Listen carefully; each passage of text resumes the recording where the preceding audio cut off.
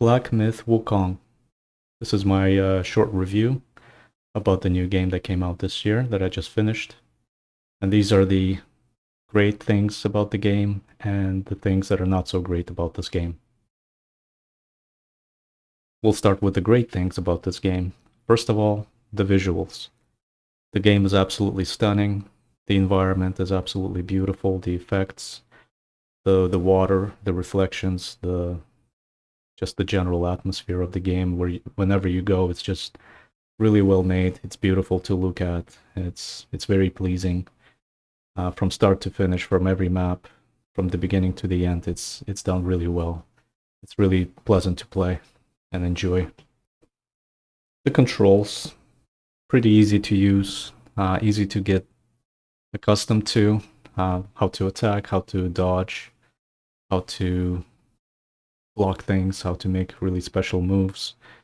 It wasn't very complicated, very easy to kind of get the hang of and beat the bosses and the enemies around you pretty quickly, which was always a nice thing, a good touch. Another similar game that I played in the past was Forbidden West. Horizon Zero Dawn. That's the one that I've played previously, which was the similar one to this one. Same as God of War. Very similar games. Compared to the other ones, this one seemed a little bit simpler in terms of special abilities,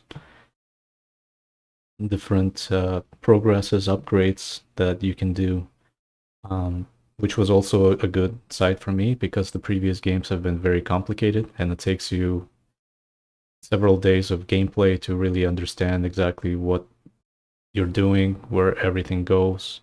For example, a special item that you've picked up and you're not really sure how it's really affecting everything, and you can't really mess this up. So it was pretty simple in that regard, which I appreciated and I enjoyed.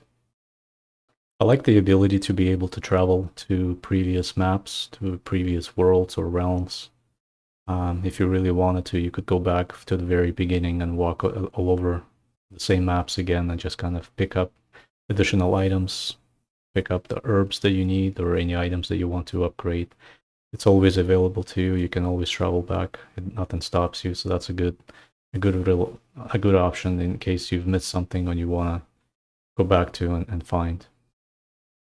And now it kind of takes us into the next point of the video, and that is the not so good things about this game, because there were a few things in this game that I really did not like, and I feel like it needs to really be addressed for the future players who are going to pick up this game and play again, play in the future. So there's a few of these I want to point out. I'm gonna start with the biggest one of all, and that is the bosses are too difficult to defeat. For me, this is not my favorite type of game, because this is my first time really playing something like this, and I hear that Elden Ring is a game that's similar to this. It's the same idea that you have to travel across certain maps, and then you meet a certain boss, and then you fight that boss that is very difficult to beat, and eventually you have to kind of learn the tricks, you have to learn the patterns in order to avoid the hits, and then be able to hit him back, and eventually defeat the boss. And then once you defeat the boss, you get the special rewards, you feel good about yourself, and you move on, right? For me, that's not really my type of game. It's not something that I enjoy, and this game taught me that very well.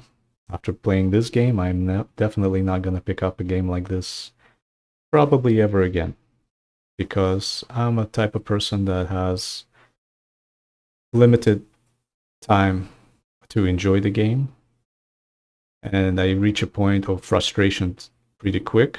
And if you don't have the right mindset going into this game, it's going to really sour the experience of the game itself.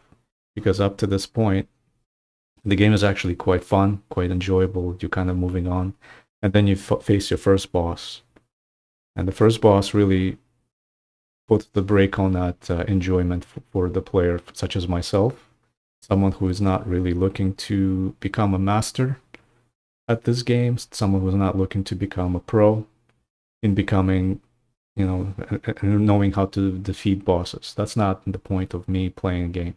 I just want to enjoy the story. I just want to enjoy the different scenery, meet different enemies, destroy them, move on, have a certain flow to things. But once you come to the first boss, and then you meet many more bosses after that, and the game just kind of stalls. You really, I came to a point where I was dreading getting to the bosses because I know just how much effort and work it takes. And eventually, when you beat the boss, you feel good because you don't have to do it anymore, rather than, oh, feeling satisfaction or accomplishment, saying like, oh, I did it. I'm a better player now. I'm a better character now. That's not the case for me. Perhaps it's more towards a different type of person who is looking to actually feel that way, but not in my case. So it became very frustrating very often, and it became a drag. And so that's my first point of negative response to this game, and that is the bosses are too difficult. The next point is equally as bad, or perhaps in some ways even worse. But that is the animations that constantly, not constantly, there are some animations in this game that are placed so badly that it completely ruins the flow. You have to watch a certain animation every time you go to fight. And there's no way of skipping it. You have to see all 5-10 seconds of it before you proceed with something that you've already seen 100 times. And it happened more than once in this game. I remember fighting the Zhu Baijie when he was in the pig form. That one, you have to go through a rock. You spawn in, you come in, you have to go through a rock to go and fight them again. And you have to go and see this animation over and over and over again. It keeps going back and forth, and you have to go through that one little place in the rock to get to the other side so that you can go and find that boss again. Why can't they just put that spawn on the other side of the rock so I don't have to go and see this animation over and over again? I don't know if this was made on purpose. I don't know if this was just an oversight. Somebody just didn't really pay attention that this was supposed to be on the other side of the rock, but that's not the case in the game. Perhaps they will change this in the future for those who are going to play this game. But that was a seriously negative side of this game in the quest. When you're already facing a seriously difficult boss that you have to fight over and over again, but to add an animation that you cannot skip for every time you go to fight that boss is just completely unacceptable. It just really ruined the game and made it even worse than it already was. The other weak point, in my opinion, for myself as a player, and that was the story itself. It was kind of interesting. I'm not really familiar with the I guess Journey to the West. That's what it's based on. I don't know if this was a story, if it was a cartoon back in the day, or just a famous story in Chinese mythology. I don't know. For me, this was a first time experience with a story, and I found it to be a little lacking. It didn't really develop the characters very much for me. It wasn't very interesting. It was more focused on the boss fights than the story itself. Although the voice acting has been pretty good in this. I have no complaints about that at all. The story that was there it was pretty good, but I think it could have been taken a little bit further. I think it could have been developed a little bit better so that it was more engaging. But again, having the boss fights over and over again in this game, it really didn't give you time to focus on the story as much. And that is something that I like to pay attention to. This is the type of games that I enjoy. I really love a good story. And this one kind of seemed a little linear, a little vague, a little plain. Wasn't really developed too far. I wouldn't say that it was bad. It was just it needed more. I think it needed a little bit more to really leave a good point at the very end. And I cannot leave this video without mentioning one particular moment in this game that was unacceptable in my view, because it was unnecessarily difficult and out of its own. It kind of took a direction that really didn't need to be done. It had absolutely no point in doing that. And that is the point where you are in chapter 6 and you meet a grasshopper. It is this creature that's constantly hopping from one area to the next. And after going around the whole map, you defeat a whole bunch of different bosses, different animals, collect a couple of items. And then you're kind of stuck. You're like, did I miss one? Is there a secret area here? And you go around and you go around. And then after a few times, you realize, no, I think I've done everything. So perhaps I'm supposed to do something with this grasshopper. And when you get to the grasshopper, it does get it allows you to hop around 3 times. And then on the third time, it stops. And then when you grab the antenna on top of its head, it burns and then it hurts you. And then you die if you hold on the whole time. And I tried playing around with that. I was like, is this a boss? Is this just an additional creature that they added to the game so that you can travel from one area to the next rather than just flying around on a cloud? And after a while, trying to figure it out on my own, I couldn't figure what was supposed to happen. I had to go and Google it and try to find the answer. And it turns out that the grasshopper that you're flying around on is actually an enemy, and you're supposed to bring it down. But the game doesn't tell you that, right?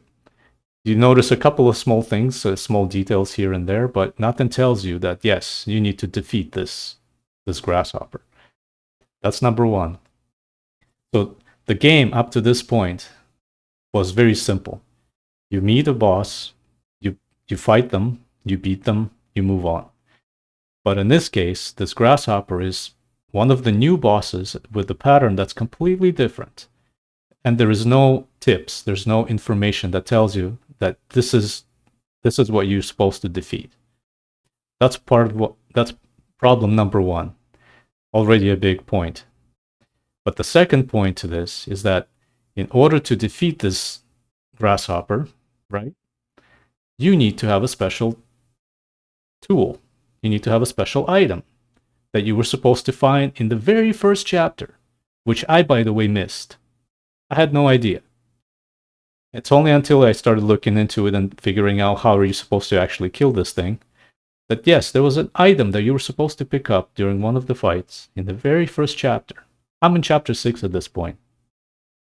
So now you're supposed to travel all the way back, pick that item up, come back to this chapter 6, fight the grasshopper, use that item, defeat it, no problem. It's very easy, very simple, right? But how are you supposed to do all of this in the game on your own? There's no explanation. There's items that you've missed that nobody told you that you've missed. So you have no idea that they even exist, and that's what you're supposed to have. And two, you completely changed the formula for every boss up to this game and after. That does not require you to think differently. Why is this grasshopper introduced into this chapter as a necessary step for you to progress in the story in the game, if you want to finish it, without giving you any direction, without giving you any explanation that something's missing and that you have to go through this boss in order to progress? I found that absolutely unnecessary and absolutely, I don't know how else to describe it. It was just, it did not need to be introduced that way at all. And it makes you feel like you are forced to look for answers outside of the game in order to progress. And that's just bad game design. That was a very poorly introduced character and step in that chapter 6 that really added to the negative list of items in this game. Despite of all these negative points, the game is still fantastic. It is really well done. The game is polished in many ways. The voice acting is fantastic. The scenery is great. Controls are fun.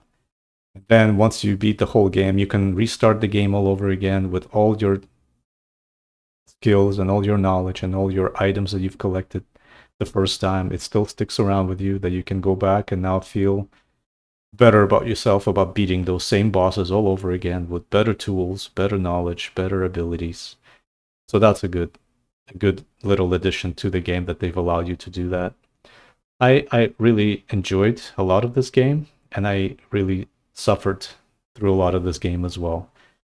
And at the end, I would give this game 4 out of 5, just simply on the difficulty of the boss fights.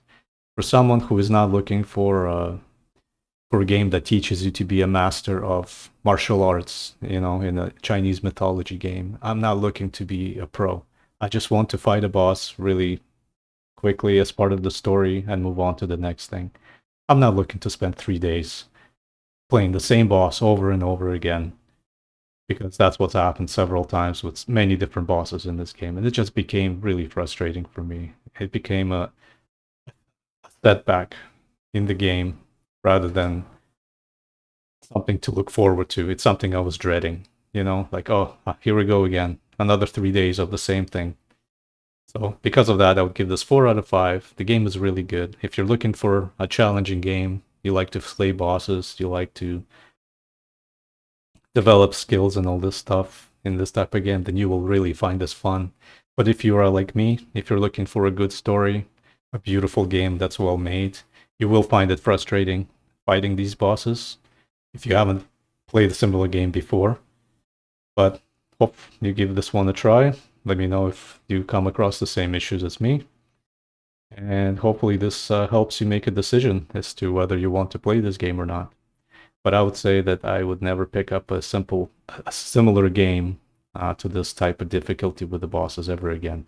I've had enough.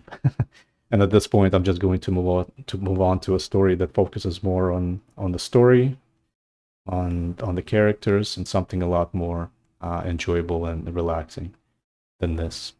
Anyways, cheers for watching. Ciao.